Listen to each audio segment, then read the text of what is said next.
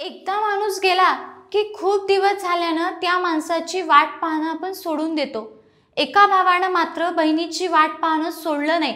शेवटी वाट पाहणं थांबलं आणि तब्बल 15 वर्षांनी अखेर बहीण भेटली। इतक्या वर्षानंतर बहीण भेटली तर फारच आनंद वाटला। मला तिला पाहून अक्षरशः रडायला येत होतं। आई बाबांची साथ सुटल्यानंतर मी आजी आजोबा आणि मामांकडे राहत होतो। माझ्या जवळचे लोक होते, पण माझी बहीण एकटी राहत होती। इतक्या अनोळखी लोकांमध्ये ती इतके वर्ष कशी राहिली असेल हे आठवणच डोळ्यात सारखं पाणी येतं। हे शब्द आहे अनिकेतचे। 25 वर्षीय अनिकेत ढोके या वर्धा जिल्ह्यातील तरुणाला हसावं की रडावं हे सध्या कळत नाहीये, कारण त्याला लहानपणीच हरवलेली बहीण तब्बल 15 वर्षांनी सापडली। तर दुसरीकडे आपली बहीण इतके वर्ष एकटी कशी राहिली असेल हे आठवून तो दुःखी होतोय। पण आता बहिणीला चांगलं उच्च शिक्षण देऊन नोकरी मिळवून देण्याचा निश्चय अनिकेतनं केलाय। पण अनिकेतची हरवलेली बहीण 15 वर्षानंतर कशी आणि कुठे सापडली, याआधी ती कशी हरवली याबद्दलची सविस्तर माहिती जाणून घेऊयात या व्हिडिओतून। नमस्कार, मी वैष्णवी आणि तुम्ही बघत आहात काहीतरी विशेष। अनिकेतचे वडील खूप दारू प्यायचे, त्यामुळे 2009ला शेवटी त्याची आई त्याच्या 8 वर्षाच्या बहिणीला घेऊन घरातून निघून गेली। आईची वाट पाहिली पण आई मात्र आलीच नाही। शेवटीला त्याच्या मामा आणि आजीनं वर्धा जिल्ह्यातील तामसवाडी इथे त्याला नेलं। तो तिथे मामाजवळ राहू लागला। अनिकेतचे काका महेंद्र ढोके यांनी 2010 मध्ये वर्धा शहरातील बजाजनगर पोलीस ठाण्यात हरवल्याची तक्रार देखील दाखल केली, पण त्यावेळी आई आणि मुलीचा शोध लागू शकला नव्हता। अनिकेत 25 वर्षाचा होऊन नोकरीवर देखील लागला, तरी त्यानं आई आणि बहीण परत येईल ही आशा मात्र सोडली नव्हती। आता अचानक त्याला त्याची लहानपणी हरवलेली बहीण ईशा परत मिळाली। ईशा सध्या 22 वर्षाची आहे। हरियाणा अँटी ह्युमन ट्रॅफिक युनिटचे पंचकुलाचे SSI राजेश कुमार एका हरवलेल्या मुलीच्या कुटुंबाची भेट घालून देण्यासाठी सोनीपत इथल्या बालग्राम या सरकारी आश्रमात गेले होते। यावेळी ईशाने राजकुमार यांना आपल्या कुटुंबाला शोधून देण्याची विनंती केली होती।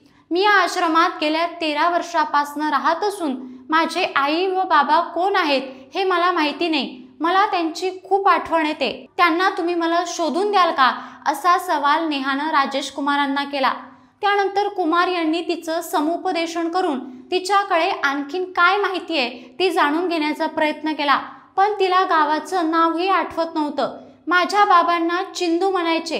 आमच्या घरचे मोठे लोक डोक्यावर टोप्या घालत होते। माझ्या आईचं नाव कविता आहे। आमच्या गावाला रेल्वे स्टेशन देखील आहे। घराजवळ 2 छोट्या गल्ल्या होत्या। इतकी माहिती तिनं त्यावेळी दिली। त्या आधारावर हरियाणा पोलिसांनी तिच्या कुटुंबाला शोधण्याचा प्रयत्न केला। राजेश कुमार यांनी दिलेल्या माहितीनुसार नेहा सोनीपतच्या सरकारी आश्रमात 2012 मध्ये पानिपतवरून आलेली होती। तिथेच ती गेल्या 13 वर्षापासून राहतेय। पानिपतमध्ये 2010 मध्ये ती पोलिसांना भेटली होती। त्यानंतर पोलिसांनीच तिला तिथल्या एका आश्रमशाळेत टाकलं होतं। ती आश्रमशाळा बंद झाल्यानंतर तिथून ती 2012 मध्ये सोनीपतच्या सरकारी आश्रमामध्ये गेली। नेहाच्या समुपदेशात तिने दिलेल्या माहितीनुसार पोलिसांनी तिच्या कुटुंबाला शोधण्याचा प्रयत्न केला, तर ती महाराष्ट्रातल्या वर्धा जिल्ह्यातलं असल्याचं समजलं। हरियाणा पोलिसांनी 18 डिसेंबरला वर्धा पोलिसांसोबत संपर्क साधला। त्या मुलीसोबत वर्धा पोलिसांचं बोलणं देखील झालं। यावेळी माझं नाव ईशा आहे, मला घरी छकुली म्हणत होते आणि माझ्या आईचं नाव कविता आहे, अशी माहिती तिनं वर्धा पोलिसांना दिली। त्यानंतर वर्धा पोलिसांनी 2005 पासून जुन्या मिसिंगच्या तक्रारी शोधून काढल्या। यामध्ये 12 मार्च 2010 ची ईशा आणि कविता या 2 नावाची मिसिंगची तक्रार सापडली। त्यानंतर अँटी ह्युमन ट्रॅफिक युनिटनं त्याच दिवशी तिची दयालनगरमध्ये जाऊन भेट घेतली। यावेळी घरात वडील आणि तिची सावत्र आई होती। मुलगी त्यांचीच असल्याची ओळख पटवून घेतली। मुलगी त्यांचीच असल्याचं समजल्यावर हरियाणा पोलिसांच्या मदतीनं घरच्यांसोबत सायंकाळी व्हिडिओ कॉलवर पहिल्यांदा भेट घालून दिली, अशी माहिती वर्धा पोलिसांचे जनसंपर्क अधिकारी APS सुमंतराव भुजबळ यांनी दिली। ईशाचा भाऊ सेलू येथील ॲग्रो कंपनीत नोकरी करतो। त्याला हरियाणा पोलिसांनी संपर्क साधला आणि तुमची बहीण सापडल्याचं सांगितलं। तसेच बहिणीसोबत व्हिडिओ कॉलवर बोलणं देखील करून दिलं।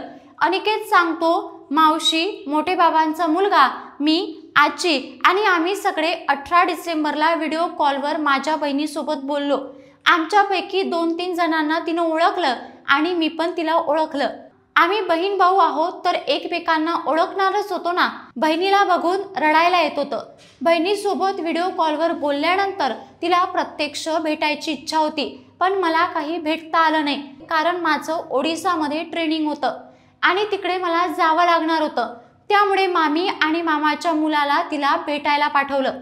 18 डिसेंबरला व्हिडिओ कॉलवर बोललो। दुसऱ्या दिवशी ट्रेनचं तिकीट बघितलं, पण ते मिळालं नाही।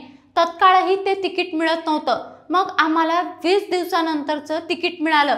त्यानंतर मामी आणि मामाचा मुलगा तिला 15 जानेवारीला भेटून आले। त्यांनी आश्रमात व्हेरिफिकेशनची प्रक्रिया पूर्ण केली, असंही अनिकेत सांगत असतो। अनिकेतला त्याची बहीण ईशा भेटली, पण तिला आत्ताच घरी काही आणता येणार नाही, कारण ईशा सध्या BAच्या 2य वर्षाला शिकते। अनिकेत सांगतो, तिला तिचं पदवीचं राहिलेलं 1 वर्ष पूर्ण करायचंय आणि आश्रमवाले पण म्हणाले की 1 वर्षात तिची पदवी पूर्ण होईल, त्यामुळे तिला आम्ही आश्रमात ठेवू शकतो। ती तिथे सुरक्षित आहे, त्यामुळे आम्ही तिला 1 वर्ष तरी तिथेच ठेवण्याचा निर्णय घेतलाय। त्यानंतर इकडे परत आणून तिला जे शिक्षण घ्यायचे ते शिक्षण मी तिला देणार आहे, कारण मी आता सध्या नोकरीवर आहे। गेल्या 15 जानेवारीला हरियाणा पोलिसांनी ईशाची तिच्या मामी आणि मेवण्यासोबत ईशाची भेट घालून दिली। यावेळी आपलं कोणीतरी भेटलं हे बघून ईशाला रडू येत होतं। सध्या ईशाची मामी आणि तिच्या मामाचा मुलगा सोनीपतवरून परत वर्धा जिल्ह्यातील तामसवाडा इथे परत आले आहे। आता मार्च महिन्यात तिचा भाऊ अनिकेत तिला परत भेटायला जाणार आहे। ईशाला आता काही दिवसांसाठी घरी आणायची अनिकेतची इच्छा होती, पण मध्येच असं घरी आणायला आश्रमकडून परवानगी मिळणार नाही। तसेच मामीला भेटल्यानंतर ईशानं ती तिथून सोडून गेल्यानंतर कुठे राहत होती याचीही माहिती सांगितली। त्यानुसार ईशा आपल्या आईसोबत वर्ध्याहून ट्रेन बदलत बदलत पानिपतला पोहोचली। सुरुवातीला ती पानिपतमध्ये किरायानं एका खोलीत राहत होती। काही दिवस ती आईसोबत राहिली, पण एक दिवस येतो म्हणून तिची आई अचानक निघून गेली, तर ती कधी परतच आली नाही। 2-3 महिने घरमालकानं तिचं पालनपोषण केलं, त्यानंतर तिला सोडून दिलं आणि पोलिसांनी मग तिला आश्रमात सोडलं। असाच एकंदरीत ईशाचा लहानपणापासनं आईसोबत घर सोडून जाण्यापर्यंतचा प्रवास, 22 वर्षाचा हा प्रवास होता आणि अखेर 15 वर्षानं एक बहीण तिच्या भावाला भेटली, एक मुलगी तिच्या नातेवाईकांना भेटली। हा आनंद खरं तर गगनात मावेनासा झालाय, पण तरी सुद्धा ती तिच्या भावाला भेटली हे आश्चर्याची गोष्टच आपल्याला म्हणावं लागेल। याबद्दल तुम्हाला नक्की काय वाटतं आम्हाला कमेंट करून नक्की कळवा। अशाच पद्धतीचे नवनवीन व्हिडिओ पाहण्यासाठी काहीतरी विशेष या चॅनलला सबस्क्राईब करायला विसरू नका।